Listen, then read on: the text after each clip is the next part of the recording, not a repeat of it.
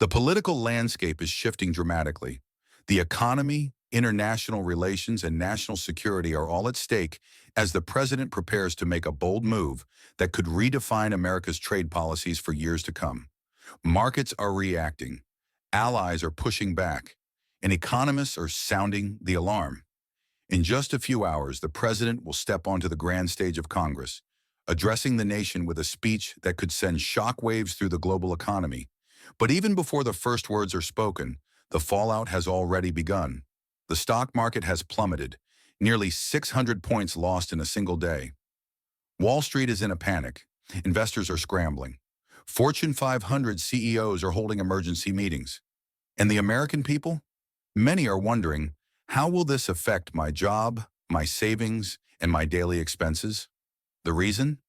A sweeping 25% tariff plan on Canadian and Mexican imports, set to go into effect at midnight. But that's not all. China is also in the crosshairs. The administration's latest economic move is the most aggressive trade policy in recent U.S. history.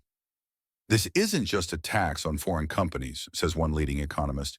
This is a tax on American businesses and consumers. When tariffs are imposed, prices go up, on everything from food to clothing to automobiles. Experts estimate that the average U.S. household could see costs rise by as much as $2,000 a year. And if you're in the market for a new car, expect to pay an extra $3,000 to $5,000. The auto industry is already feeling the pressure. Ford's CEO has issued a dire warning. This could devastate American car manufacturers, leading to plant closures and thousands of layoffs.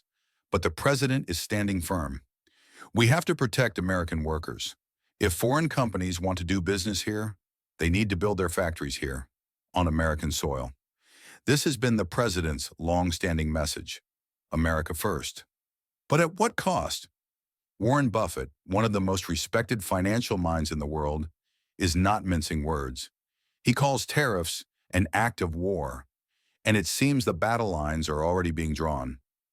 Canada and Mexico are wasting no time in responding.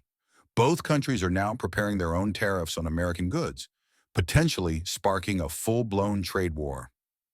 We will not be bullied. Our response will be strong, proportional, and immediate. Canadians expect nothing less. The frustration is already spilling over into the streets. Just last night, a Canadian soccer match turned political as fans booed the U.S. national anthem in protest.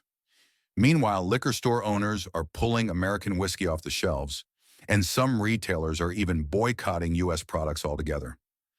The message is clear. This is personal. Mexico, too, is taking a hard stance. The government has already deployed 10,000 troops to its borders to address U.S. concerns over migration and drug trafficking. Additionally, Mexican officials have been extraditing criminals back to the U.S. in an effort to curb cartel activity.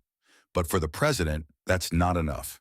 They can't come in, steal our jobs, exploit our economy, and expect no consequences. They are being punished by tariffs. This move is already sending shockwaves across industries. Agriculture is expected to take a massive hit, with U.S. farmers facing higher costs and reduced exports. Retail chains are bracing for price surges. Tech companies that rely on global supply chains could see production costs skyrocket. This is not just about a short-term economic hit. If this escalates into a full-blown trade war, the long-term consequences could be devastating. We're talking about job losses, recession risks, and a potential ripple effect on global markets. And yet, despite all the warnings, the president is moving full speed ahead. The question now is, will Congress step in to stop him? Tomorrow night's speech before a joint session of Congress will be a defining moment. Lawmakers on both sides of the aisle are feeling the pressure. Some Republicans fear this could cost them in the next election. Democrats see this as an opportunity to challenge the administration's economic strategy. Meanwhile, the American people are waiting, watching, wondering. Will this move bring jobs back to the U.S.? Will it protect American industries? Or will it push the country into a deeper economic crisis? One thing is certain: the stakes have never been higher. As the president prepares to take the stage, one question looms over Washington. Is this a bold strategy that will force America's trade partners to the negotiating table? Or is it a gamble that could cost the country dearly? Stay tuned. The story's just beginning. Or he is.